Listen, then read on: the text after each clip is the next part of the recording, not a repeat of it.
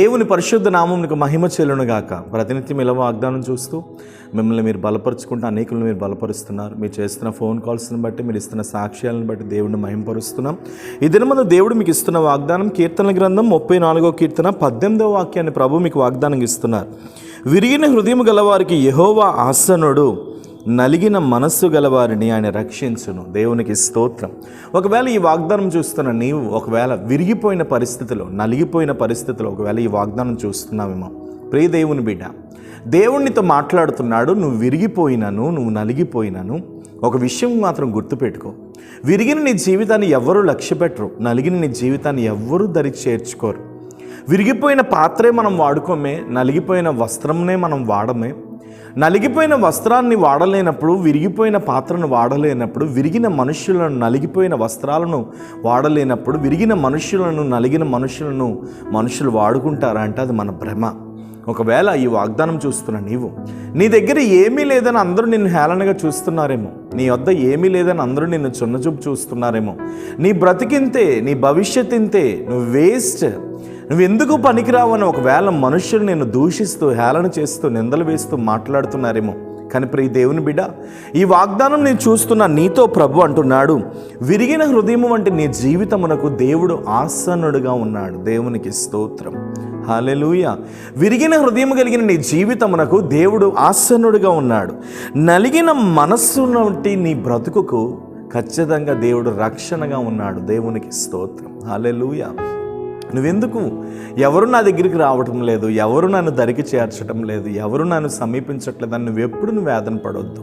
నీకు దేవుడు చాలా సమీపంగా ఉన్నాడు, చాలా దగ్గరగా ఉన్నాడు. నువ్వు ఏది అడిగినా, నువ్వు ఏది కోరినా, నువ్వు ఏది కోరుకున్నా ఆయన వెంటనే ఇచ్చుటకు సిద్ధముగా ఉన్నాడు. దేవునికి స్తోత్రం. నువ్వు మనుషుల వైపు చూసి మోసపోయి, నరుల వైపు చూసి మోసపోయి, నా లైఫ్ ఏంటి, నా బ్రతికేంటి అని నువ్వు ఏడుస్తున్నావు.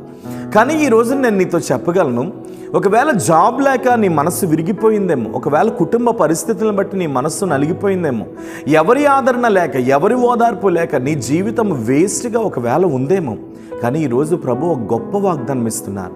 విరిగినటువంటి నీ జీవితమునకు, విరిగిన నీ హృదయమునకు నీ దేవుడు దగ్గరగా రాబోతున్నాడు. దేవునికి స్తోత్రం.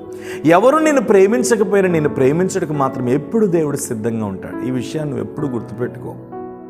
కుటుంబ పరిస్థితులను బట్టి, ఆర్థిక ఇబ్బందులను బట్టి, ఇంట్లో పరిస్థితిని బట్టి ఒకవేళ నీ హృదయం నలిగిపోయిన స్థితిలో ఉందాం, అయినా నువ్వు వేదన పడద్దు.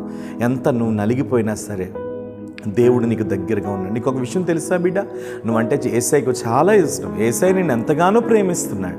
ఎవరు నిన్ను ప్రేమించకపోయినా యేసయ్య ప్రేమ మాత్రం నీకు ఎప్పుడు సిద్ధంగానే ఉంటుంది. అందుకనే ఈ భూమి మీద ఆయన తోడుగా ఉంటూ పరలోకంలో కూడా యుగయుగాలు ఆయనతో ఆనందించడానికి ఒక మంచి స్థలాన్ని కూడా ఆయన సిద్ధపరుస్తున్నాడు. దేవునికి స్తోత్రం. కాబట్టి విరిగిపోయిన నీ జీవితానికి, నలిగిపోయిన నీ జీవితానికి దేవుడు ఆసనుడిగా ఉన్నాడు. ధైర్యం తెచ్చుకో, ఎటు నువ్వు చూడొద్దు, నిబ్బరం కలిగి ఉండు. ప్రేమ కలిగిన పరిశుద్ధ తండ్రి, విరిగిపోయి, నలిగిపోయి, నా బ్రతికేంటి, నా జీవితం ఏంటి, నా భవిష్యత్ ఏంటని ఏడుస్తున్న వారి జీవితాలలో ప్రభువా ఒక గొప్ప ఆదరణ యేసు నామములో కలుగునుగాక.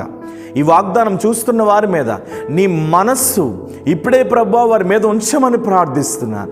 ఇది మొదలుకొని వారి యొక్క బ్రతుకు మార్చబడాలి, ఇది మొదలుకొని వారి జీవితంలో మార్చబడాలి, ఇది మొదలుకొని వారి భవిష్యత్తులు మార్చబడాలి. యేసు నామములో నీ కృప వారి మీద బలముగా దిగునుగా కానీ ప్రార్థిస్తున్నాను. మీరు ఆశీర్వదించి అనేకులకు దీవెనకరంగా మార్చి మీరు ఫలభరితంగా చేయమని ప్రార్థిస్తాను. యేసు నామమున అడుగుచున్నాను తండ్రి, ఆమేన్. God bless you. దేవుడు నమ్మదగిన వాడు. ధైర్యంగా ఉండండి. విరిగిన నీ జీవితానికి, నలిగిన నీ జీవితానికి దేవుడు ఆసనుడిగా ఉన్నాడు. God bless you. Praise lord.